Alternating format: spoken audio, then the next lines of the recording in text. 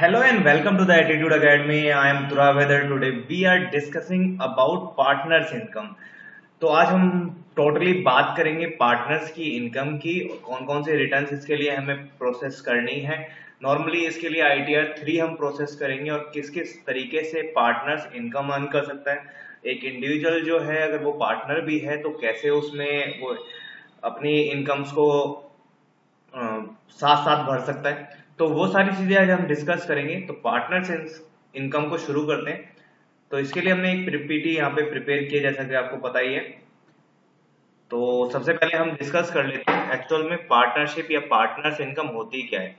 ठीक है, who is partner? Partner है under partnership two or more person join hands to do a business under the partnership act था हमारा 1932 में। ठीक है, उसको अब हम कंपनी एक्ट 2013 में चेंज हो गया है, उसमें थोड़े से कुछ रूल्स इंप्लीमेंट हुए हैं। ठीक है, तो इसमें क्या होता था, एक पार्टनरशिप डीड होती थी। दो तरह की होती थी, पहले एक मौखिक होती थी मतलब ओरली, देन एक रिटर्न प्रोसेस होता था जिसे को हम पार्टनरशिप डीड बोलते हैं। ठीक है, तो होता क्या था, दो या दो से अधिक पार्टनर मिलते थे या इंडिविजुअल मिलते थे, वो आपस में कोलैबोरेट करके कुछ rule and term and conditions decide करते थे, उनको लिखित समझौते में कन्वर्ट करते थे जिसको हम पार्टनरशिप डीड बोल रहे थे, और फिर वो एक बिजनेस रन करते थे। उसमें कोई भी रिस्क हो या फिर कोई भी प्रॉफिट हो, वो जो जो रेशो में उन्होंने डिसाइड किया उस रेशो में वो डिस्ट्रीब्यूट करते थे। तो यहाँ पे भी हमने यही लिखा है, under partnership two or more than person join hand to do a business and enter into an agreement to form a partnership in which the risk, reward and responsibility is shared between all partners। जितनी भी उसके risk होंगे partnership firms के, या rewards होंगे, या profit होगा, या रिस्पॉन्सिबिलिटी होगी, वो सारे पार्टनर्स में बांटी जाएगी इन जिन रेशो में उन्होंने डिसाइड किया है। ठीक है, तो हु आर पार्टनर्स? पार्टनर्स मैंने जैसे बताया आपको, the person who enter the partnership through an agreement as known as partner. जो भी पार्टनरशिप एक्ट के अकॉर्डिंग दो या दो से अधिक इंडिविजुअल मिलके किसी बिजनेस को रन करते हैं तो वो हमारे पार्टनर्स कहलाएंगे।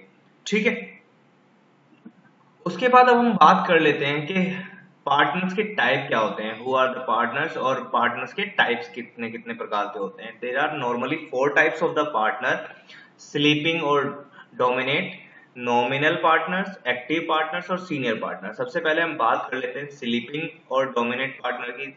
इसकी यहाँ पे हमने डेफिनेशन लिखी है, is the one who does not take an active part in the management of the firm, such partner brings only capital into the business। ये वो पार्टनर्स होते हैं जो सिर्फ कैपिटल लगाते हैं, इनका कोई एक्टिव पार्ट्स में मैनेजमेंट में कोई रोल नहीं होता। He is also liable to the credit of the firm like others partners. He need not required giving public notice about his retirement from the firm. इनको कोई पब्लिक नोटिस देने की requirement नहीं पड़ती जब ये रिटायर्ड होते हैं। तो ये होते हैं हमारे स्लीपिंग और डोमिनेट पार्टनर्स। उसके बाद बात कर लेते हैं नॉमिनल पार्टनर्स की। नॉमिनल पार्टनर्स कौन से होते हैं? Is the one who lends his name and reputation to the firm। ये कुछ एक तरह से मान लीजिए सेलिब्रिटी या पहले से फेमस हस्ती है जो बिजनेस की दुनिया में एक अच्छा नाम है, तो क्या करते हैं वो ना अपने नाम को किसी बिजनेस को दे देते हैं। ठीक है, जैसे अगर आप बार्बर शॉप खोलना चाहते हैं तो हबीब का नाम लोग लिखवाते हैं, तो हबीब इज द फेमस पर्सन। ठीक है, तो उस तरह से अपना नाम दे देते हैं, मगर वो पार्टनर्स नहीं होते, एक तरह से नॉमिनल पार्टनर्स होते हैं जो अपना सिर्फ नाम बेच रहे हैं या लॉयल्टी बेच रहे हैं। He does not invest money into the business, वो कोई मनी इन्वेस्ट नहीं करते। He does not take part in the management of the firm like active partners. जैसे एक्टिव पार्टनर्स मैनेजमेंट का हिस्सा होते हैं, वैसे ये कोई हिस्सा नहीं होते। ही does not get any shares in the profit of the firm. ये कोई प्रॉफिट का शेयर नहीं लेते, इनका बस एक नॉमिनल अमाउंट होता है जो भी नाम लेने के लिए वो यूज करते हैं। But he is known as a partner in the eyes of law. ये एक तरह से पार्टनर्स होते हैं हमारे कानून की नजर में। उसके बाद सबसे इंपॉर्टेंट रोल है हमारा एक्टिव पार्टनर्स का। एक्टिव पार्टनर्स की हमने यहाँ पे डेफिनेशन लिखी है, is the one who takes an active part in management of the firm। He takes full interest in the affairs of the firm, ये सारे मैनेजमेंट डिसीजन लेने के लिए बाध्य होते हैं, सारे डिसीजन यही लेते हैं। Such a partner must give public notice on his retirement from the firm in order to free himself from the act and liabilities after retirement। इनको एक पब्लिक नोटिस देना पड़ता है जब ये रिटायरमेंट लेते हैं, ठीक है, publicly. He is also called working partners, इनको हम वर्किंग पार्टनर्स भी बोल सकते हैं, या जो बिजनेस को चला रहे हैं, ऐसा हम बोल सकते हैं। उसके बाद सीनियर पार्टनर होते हैं in the one is the one who has a major investment in the firm and receive levities higher profit in compared to the other partners। ये सीनियर पार्टनर्स होते हैं, लाइक बहुत पुराने हैं कंपनीज में, partners की पोजीशन पे भी हैं। He is due to the his experience, age, capability and other skills, वो अपनी experience, age, capability and other skills company को दे रहे हैं, बिजनेस को दे रहे हैं।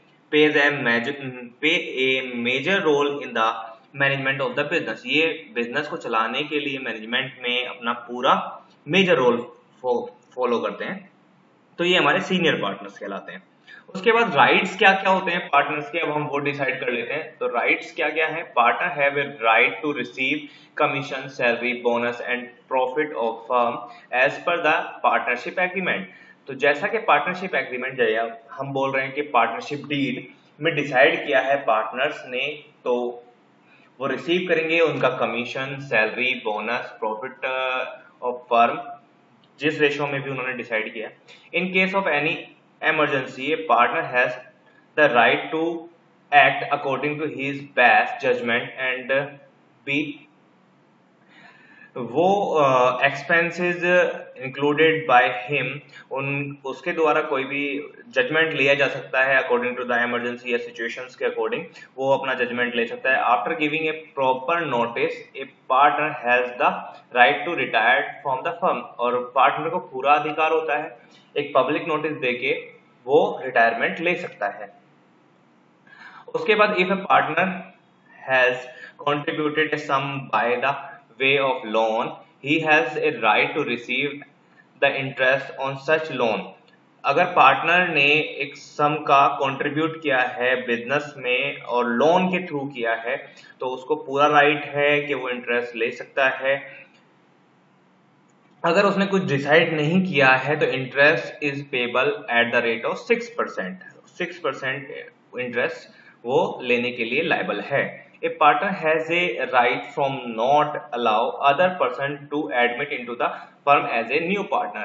एक पार्टनर को पूरा अधिकार होता है, कोई नया बंदा अगर या नया पार्टनर कोई दूसरा पार्टनर ऐड कर रहा है तो वो उसको रख भी सकता है और रिजेक्ट भी डाल सकता है, ठीक है। Take part into the management of the other business, वो पूरा का पूरा मैनेजमेंट में पार्ट देता है अपना, शेयर प्रॉफिट और loss with other partner in the agreement ratio. वो प्रॉफिट भी और लॉस भी दोनों को शेयर करते हैं जितने रेशो में उन्होंने डिसाइड किया है। और वो अपने पास जो बुक है, अकाउंट बुक है, उसकी कॉपी भी रख सकता है और उसको देख भी सकता है, ठीक है। Consult about the affairs of the partner business, वो कंसल्ट भी दे सकता है, अपने एडवाइस भी दे सकता है, सारी चीजें देगा अगर एक पार्टनर है तो, ठीक है। टाइप ऑफ इनकम, अब हम बात कर लेते हैं पार्टनर्स की इनकम किस किस तरीके से हो सकती है, ठीक है। तो salary of investment, commissions, bonus, interest on the capital contributions, share of the profit of the firm, ठीक है। तो इन सारे तरीके से एक पार्टनर्स को इनकम हो सकती है। सैलरी से हो सकती है, इन्वेस्टमेंट मिल रहा हो उसे, कोई कमीशन मिल रहा हो या बोनस मिल रहा हो, इंटरेस्ट रिसीव कर रहा हो कैपिटल पे, या शेयर ऑफ द प्रॉफिट उसे मिल रहा हो फर्म के द्वारा, ठीक है। अब बात कर लेते हैं liabilities of the tax liabilities of the income receive from firm, ठीक है। Taxable in the hands of partner, अब पार्टनर्स के एंड पे कौन कौन सी चीजें टैक्सेबल होंगी? सैलरी रिसीव फ्रॉम फर्म, जो सैलरी रिसीव कर रहा है वो फर्म से, वो टैक्सेबल होगी। इंटरेस्ट रिसीव कर रहा है, कैपिटल जो इन्वेस्ट किया है उसने, उस पे। रिम्यूनेशंस रिसीव फ्रॉम फर्म, कोई रिम्यूनेशंस ले रहा है वो फर्म से, बोनस रिसीव कर रहा है, उन सब पे वो अपना टैक्सेबिलिटी कैलकुलेट करेगा। मगर एग्जेम्प्टेड क्या है? Exempted in the hand of the partner, share of the profit distributing among the partners at and agreement ratio, जितना भी एग्रीमेंट रेशियो में तय हुआ था, लाइक 1:1 रेशियो में, हाफ हाफ रेशियो में डिवाइड हो जाएगा। तो जो शेयर है प्रॉफिट का, उस पे उसको टैक्स देने की रिक्वायरमेंट नहीं है अगर उसने फर्म का टैक्स पे किया है। ठीक है, तो ध्यान रखिएगा, फर्म का टैक्स अगर उसने पे किया है तो उस पे उसको टैक्स देने की रिक्वायरमेंट नहीं है, वो टैक्स फ्री है। उसके बाद आता है क्लेमिंग ऑफ इनकम। ये क्या होता है, एक एसएससी जो लायबल है टैक्स पे करने के लिए, वो इनकम अर्न करता है बाय हिम, लाइक उसकी वाइफ काम कर रही है, या उसका माइनर चाइल्ड है, या उसको पेंशन मिल रही है अपने फादर्स की या अपनी मदर्स की। उस तरह की इनकम्स आती है हमारी क्लबिंग ऑफ इनकम में। Like transfer of income without transfer of assets, transfer कर रहा है वो कोई इनकम, ट्रांसफर होने से उसे कोई इनकम हो रही है without transferring of asset, asset की ट्रांसफर नहीं कर रहा है मगर फिर भी उसे इनकम हो रही है। तो उस सिचुएशन में income related to his wife, अगर उसकी वाइफ कोई काम कर रही है, income related to the son's wife, son's पत्नी की, बेटे की पत्नी है, उसके रिलेटेड कोई इनकम रिसीव हो रही है उसे। अभी हम डिसाइड करेंगे कि कौन कौन सी इनकम को हम लेंगे। इनकम फ्रॉम माइनर चाइल्ड भी आजकल इनकम करने लग गए हैं, तो वो सारी इनकम उसकी कैलकुलेट करेगा वो। अब कैसे करनी है देख लेते हैं यहाँ पे। Income related to the son's wife, उसकी बेटे की पत्नी, and assets transferred to son's wife, where an assets is transferred by an individual to the son's wife without किसी कंसिडरेशन के, बिना किसी उसके, उसने क्या किया है, ट्रांसफर कर दी है अपनी एक प्रॉपर्टी अपने वाइफ की, सन के वाइफ के नाम पे, उससे इनकम हुई है तो वो उसकी ही इनकम होगी। An asset transfer to an person to the benefit of the son wife's, उसकी वाइफ, बेटे की वाइफ को कुछ बेनिफिट्स हुआ है तो वो उसमें इंक्लूडेड होगी। Not when income is not allowed to the clubbed asset is transfer from some different conditions, relationship of father-in-law or mother-in-law and daughter-in-law does not submitted of the transfer of income, ये ध्यान रखिएगा आप। ठीक है, अब income related to the his wife, इसकी wife अगर कुछ इन्वेस्टमेंट वगैरह सैलरी वगैरह अर्न कर रही है, ठीक है, तब क्या होगा, whether remuneration is not allowed to the clubbing, such an income shall not be clubbing in case whether the suppose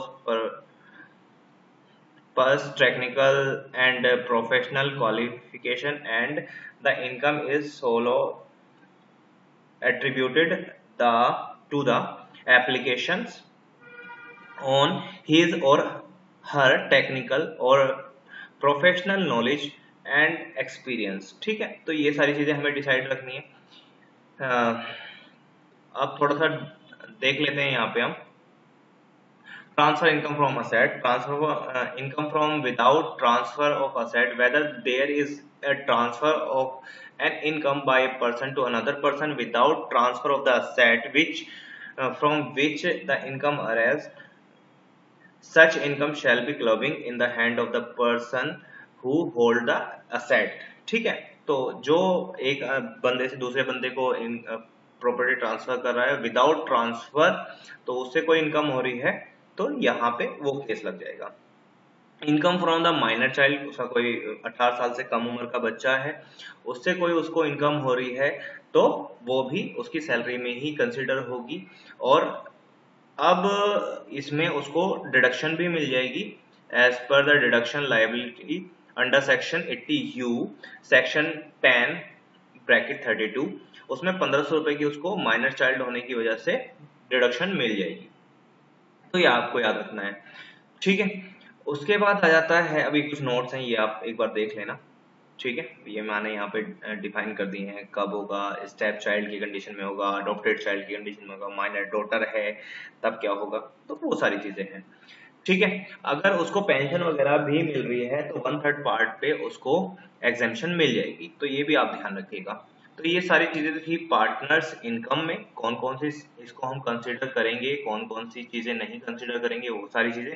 तो बने रहिए हमारे साथ और देखते रहिए हमारी वीडियो, और हमारे यूट्यूब चैनल को सब्सक्राइब, लाइक एंड शेयर करना ना भूलें। Have a good day, thank you so much, bye bye.